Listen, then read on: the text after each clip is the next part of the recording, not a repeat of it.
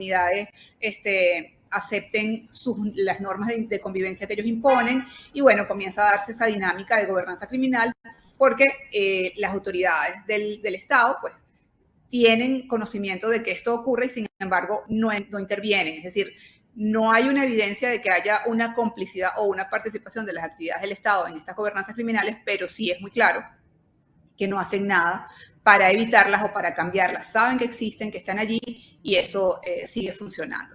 Entonces, una de las particularidades del Tren de Aragua es que en el caso de Venezuela ha logrado establecer gobernanzas criminales en al menos 3 territorios muy importantes que controlan. Uno es un territorio que está muy cerca de la cárcel, que se llama San Vicente, es un pueblo que tiene salida a una de las vías más importantes que conecta con todo el occidente del país hasta la frontera con Colombia, y al mismo tiempo también tiene un puerto muy importante que tiene salida al Caribe, y dentro de la misma zona a la que me refiero también hay un pequeño aeropuerto comercial. Y bueno, todas estas ventajas obviamente son utilizadas por el Tren de Aragua para su operación criminal. Adicionalmente, han logrado establecerse también en una zona muy importante, que es la zona minera, lo que en Venezuela se ha llamado el arco minero del Orinoco. El Tren de Aragua logró tener el control, o tiene el control del primer yacimiento de oro, o del yacimiento de oro más importante de Venezuela, que a su vez es el 4º yacimiento de oro más importante del mundo. Entonces, el Tren de Aragua controla todo lo que tiene que ver con la seguridad y la explotación minera en ese yacimiento. Ellos no son los dueños de la operación como tal, o sea, ellos son los que controlan toda la logística y la seguridad y toda la vida y todo lo que implica la vida de ese enclave, donde hay una serie de mineros y de empresas que están operando. En ese lugar también han implementado gobernanza criminal, una forma de gobernanza criminal según la cual pues, ellos dominan y controlan a toda la comunidad, a los mineros, todo lo que tiene que ver con seguridad, con salud, educación. Ellos deciden todo, y los habitantes de esa zona tienen que someterse a sus reglas. De lo contrario, pues pueden ser hasta asesinados. Esta misma figura también la han impuesto en el oriente de Venezuela, en un estado que es frontera con Trinidad y Tobago.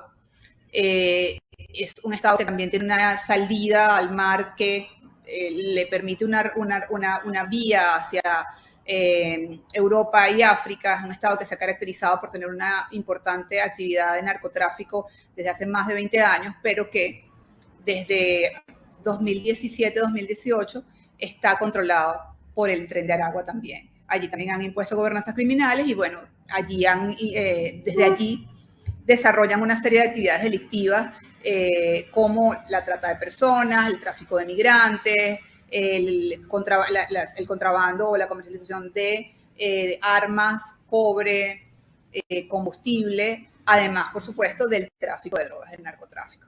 Entonces, estos son quizás los 3 enclaves más importantes, además de Tocorón, que tiene el Tren de Aragua en Venezuela.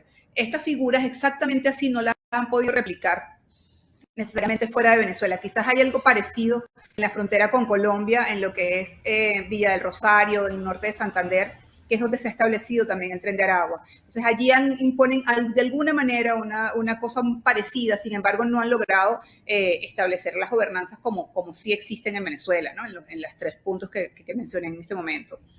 El Tren de Aragua tiene otra característica, además de esto, de buscar controlar territorios y establecer gobernanzas criminales, y es que ellos tienen una diversidad muy amplia, tienen un portafolio de actividades delictivas muy amplio, tienen más de 20, se dedican a más de 20 actividades delictivas en paralelo, y esto pues les genera rentas, digamos que no sé si podemos afirmar que sean unas rentas millonarias, que obviamente sí son rentas millonarias en dólares, hablando en dólares, pero yo diría que lo más importante de esto es que son diversas, o sea, que si alguna de estas rentas por alguna razón no falla, o alguna de estas actividades ilícitas no funciona o es obstaculizada por la acción policial, pues ellos tienen las otras, ¿no? Entonces es un portafolio bastante amplio. Cuando las autoridades chilenas comenzaron a investigarlo, los definieron como un grupo multipropósito, porque tienen justamente muchas actividades que van desarrollando al mismo tiempo. Esta para mí es una característica que es importante.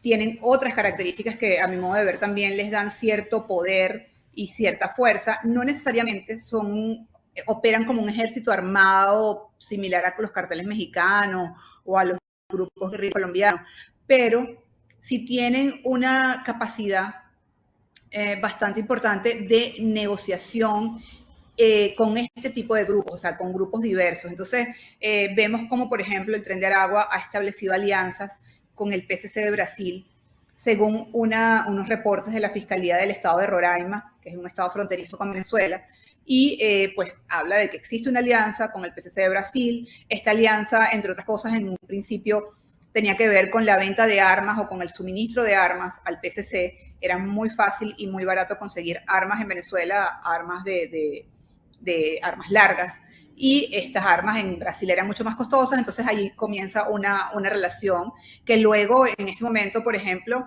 está asociada a la protección de los garimpeiros. Garimpeiros son como los mineros ilegales brasileros que cruzan a territorio venezolano a explotar para sacar oro y piedras preciosas, etc. Entonces, estos garimpeiros, hay investigaciones de periodísticas que han identificado que estos garimpeiros son financiados por el PCC, pasan a territorio venezolano, pero en territorio venezolano quien les da protección, quien arma toda la logística para que esa operación de extracción minera se dé, es el Tren de Aragua. Luego vemos también cómo el Tren de Aragua, aunque no necesariamente tiene una alianza similar con el ELN colombiano en la frontera por el estado Táchira de Venezuela y entre Venezuela y Colombia, sí es muy claro que deben tener acuerdos o tienen acuerdos para que ambos grupos mantengan operaciones en esa misma frontera. Eventualmente se han dado algunos choques, pero muy puntuales, y simplemente es como que si alguien, o sea, como que si alguna de las personas, o alguno de los miembros de alguno de los grupos faltó a alguno de los acuerdos, pues simplemente lo resuelven de una manera violenta en ese momento y ya, pero la operación de ambos grupos continúa y están los dos, uno de un lado de la frontera y el otro del otro lado de la frontera. Entonces, esta capacidad del Tren de Aragua de establecer alianzas o de negociar o de pactar con otros grupos que pudieran pensarse que son más poderosos, también es una virtud que los hace fuerte dentro de este escenario de grupos de crimen organizado que hay en América Latina. Luego, hay otra característica que a mi modo de ver tiene el Tren de Aragua y que también le ha dado o le ha permitido lograr esta expansión que ha conseguido en la región, y es que es un grupo que tiene una gran capacidad de adaptación. Es decir, si el Tren de Aragua entra a Brasil y lo que Brasil necesita es que cuiden a los garimpeiros, pues entonces ellos van a cuidar a los garimpeiros. Si Brasil necesita que le lleven armas, ellos le van a llevar armas. Si Brasil necesita, o el PCC, que entren a cometer un sicariato, pues ellos le consiguen el sicario o tienen un sicario disponible. Es decir, de alguna manera son como prestadores de servicio, pero además se pueden adaptar a cualquier actividad ilícita que pudiera estarse necesitando, o sea, dependiendo de la necesidad. Ellos no se restringen a, bueno, nosotros lo que hacemos es traficar marihuana y nos dedicamos también, qué sé yo, al secuestro. No, si tenemos que traficar migrantes, traficamos migrantes. Si tenemos que dedicarnos a la explotación sexual, lo hacemos. Entonces ellos simplemente el negocio que consideren que les puede generar renta, allí se van a meter. Es un poco lo que ha pasado, por ejemplo, en Chile, donde ellos tienen uno de los delitos con el que entraron con más fuerza, es la trata de mujeres, sobre todo mujeres venezolanas migrantes, para la explotación sexual. Porque en Chile, aunque la prostitución es legal, no existía la figura del proxeneta, simplemente había prostitución en la que las mujeres pues se prostituían y pues era su trabajo y ya, no había ninguna mediación. El Tren de Aragua identifica esto, que no hay esta figura de los proxenetas, entra en Chile y establece lo que ellos llaman plazas de prostitución, que además van acompañadas, que son coordinadas por una figura, enviada por el Tren de Aragua desde Tocorón, y que se encarga de controlar esta plaza o de administrar esta plaza, donde además de explotación sexual, hay extorsiones y hay microtráfico de drogas. Entonces ellos, donde ven que hay una, entre comillas, necesidad o alguna actividad ilícita que puede ser rentable, pues ellos se adaptan y entran en ese mercado. Han hecho con una competencia distinta, obviamente, pero han hecho cosas similares en Bogotá, en la misma frontera de Cúcuta, o sea, en Villa del Rosario, también en Perú, en ciertas zonas de Perú. en Ecuador, en la frontera, tienen presencia en todas las fronteras, desde Chile hasta Panamá. En algún punto supe que se estaba indagando si también tenían presencia en la frontera con Costa Rica, pero no había evidencias concretas de que esto fuera así. En cambio, sí había evidencias de que por lo menos en la frontera entre Panamá y Colombia sí había presencia del Tren de Aragua. Sobre la jerarquía y la manera en que opera la organización tiene, como se dijo al principio, 3 jefes, que son los jefes que controlan toda la operación. Estos jefes uno está en la prisión de Tocorón, otro está en el estado Bolívar, en la zona minera, y otro estuvo en Chile varios años y se presume que está en Estados Unidos en este momento.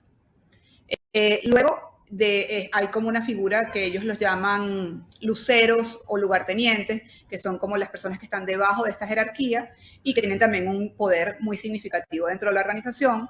En ocasiones hay 2 maneras en que ellos pueden operar. Uno de estos lugartenientes controla un territorio y controla toda la operación o todas las actividades ilícitas que se dan dentro de este territorio, o uno de los jefes se encarga de una actividad ilícita que le resulta muy importante a la organización. Por ejemplo, una de las actividades más emblemáticas del Tren de Aragua era el tráfico de marihuana creepy. Entonces, es muy probable, no tengo la certeza, pero es muy probable que tuvieran a una figura de estos lugartenientes dedicados solo a manejar todo lo que tenía que ver con el comercio del tráfico de creepy. En otros casos, pues a lo mejor tenían una figura que es la persona que controla pues, toda la operación de Chile. Entonces, no importa si ahí hay creepy, ahí hay prostitución, ahí hay extorsión o venta de otras drogas, pues esta otra persona controla todo lo que tenía que ver con las operaciones que se daban en Chile. Entonces, tienen como esas 2 maneras de operar en cuanto a cómo descentralizan, entre comillas, porque la operación siempre sigue estando centralizada, pero bueno, cómo un poco reparten las responsabilidades del trabajo delictivo que hacen, pues de las actividades delictivas que hacen. Adicionalmente a eso tienen otras figuras que en el caso venezolano se llaman gariteros, también se llaman luceros de la baja, y son como los vigilantes, o sea, son como la estructura de seguridad que se encarga de no solo cuidar la operación, sino además también alertar a los jefes y a los superiores sobre posibles riesgos o intervenciones policiales que pueden afectar sus operaciones. Tienen otro grupo aparte, que es el tema de los sicarios. De alguna manera, tienen además un servicio de sicarios que opera con unos sicarios profesionales que en un punto los investigadores chilenos identificaron que estaban, en el caso de los que operaban en Chile, identificaron que se movían desde Perú a Chile a cometer los sicariatos y luego volvían a Perú. Y al parecer es la forma que utilizan. Se van desplazando por la región o tienen un punto donde están esperando la orden de a dónde deben movilizarse a cometer el sicariato.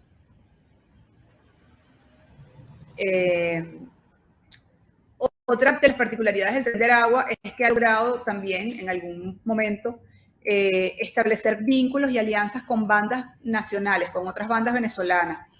Entonces, esto les ha permitido también operar, en el caso de Venezuela, en 13 estados. Venezuela tiene 23 estados y en 13 hay presencia y operaciones del Tren de Aragua, no tan importantes como las 3 que mencioné al principio, pero hay presencia de la organización y de miembros de la organización y hay actividades ilícitas desarrolladas desde esas entidades. Básicamente porque han logrado alianzas con bandas locales de estos estados y eso les ha permitido también establecerse y operar allí. Luego también en su expansión internacional han logrado que controlar, o sea, aunque ellos, por ejemplo, controlan la operación de la venta de droga en Chile, no necesariamente toda la droga que entra es del Tren de Aragua. Ellos lo que controlan es, fijan precios, autorizan a que otros grupos entren y vendan, pero siempre cobrando una comisión. O sea, ellos son los que deciden sobre la operación, aunque puede haber otros grupos que estén vinculados al mismo delito y que no son Tren de Aragua. Igual pasa con la trata de mujeres en el caso de Chile, por ejemplo. Bueno, no sé, quisiera saber si tienen preguntas. Obviamente puedo hablar mucho más sobre esto. De alguna manera el Tren de Aragua, yo creo que es importante que se tenga claro que la operación del Tren de Aragua es una operación que muestra unas dinámicas que a lo mejor no son necesariamente nuevas, pero que para la región son bastante particulares en cuanto a crimen organizado y que los diferencia de otras organizaciones que son quizás más tradicionales y que uno pudiera suponer que tienen mucho más poder de fuego, pero que no lograron tener la expansión visible que ha tenido el Tren de Aragua, que bueno, que lamentablemente se ha convertido en una marca que incluso está afectando a la migración venezolana. Entonces, bueno, no sé si quisieran hacer preguntas, si hay algún punto en particular que quisieran, en el que quisieran que profundizara.